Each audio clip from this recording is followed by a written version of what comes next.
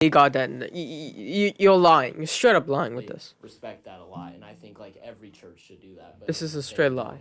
So you But like kind yeah, of like the how much like in the church? In fact, I think you'll find Protestant churches are usually much more joyful. Have you noticed if you go like to a Catholic Orthodox churches, like in the Philippines when we went to saw some Catholic churches there, they just go in, listen to the service, whatever, take the Eucharist, and go home. No one really talks to each other. There's no fellowship, anything like that. It's just like, yeah, not even very This is welcoming. This is straight up a lie. This is a straight lie. First thing, he said Philippines, so this could be isolated to the Philippines.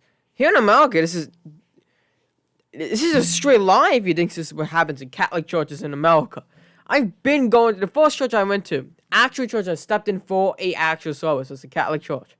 Been baptized recently. Just like recently, like a day ago. 2 days ago, maybe.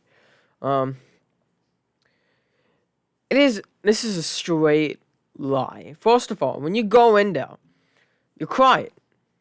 Yeah, you cry it because it's mass. It's a service. So you're not going to be yapping amongst yourselves with everybody else. You could do that before the mass starts, but when it starts, your reverence is pointed to God and your inner prayer to God. But even in that prayer, everybody, listen to what they're saying. I confess to you, my brothers and sisters. My brothers and sisters. It says to Mary, to the saints, and to you, my brothers and sisters, that I have greatly sinned. The prayer isn't isolated to you yourself. It's to everybody in the mass. All your brothers and sisters. It's a straight lie what he's saying. Because you are including them in your prayers.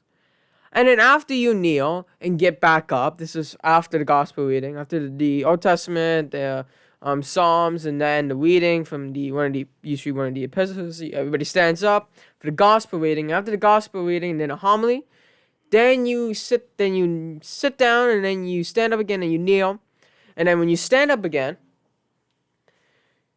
you are praying the Our Father. And after you're done praying the Our Father, you say, let us give peace. Give peace, right? You turn to your neighbor and you give peace. I have not seen this in any other Protestant church. You usually sit there, get a little scripture reading, hear the homily, you hear a song, a basic concert, and then you walk out after. You might have some tea time. And let me be honest, my church has coffee time at the end. They're on the second week because they usually have OCIA classes for, which also builds community a lot. And they have them there. And when they get baptized, you have scrutinies that also introduce you to the rest of the congregation, the rest of the church as well. But it is a big giant community. This is a straight lie. You give peace to your brothers and sisters all around you. You give peace to them. And then even after the mass is done and you're walking out, who do you walk out to and see?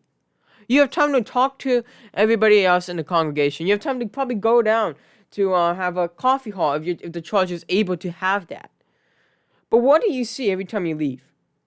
You see the deacon if there's a deacon, but you see the priest, and you talk to the priest.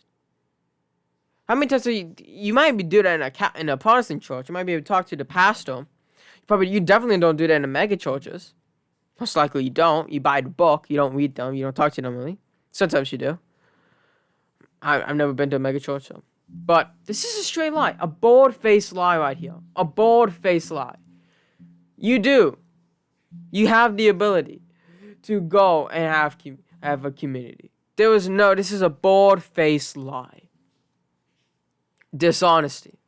Dishonesty right here. This is incredible dishonesty.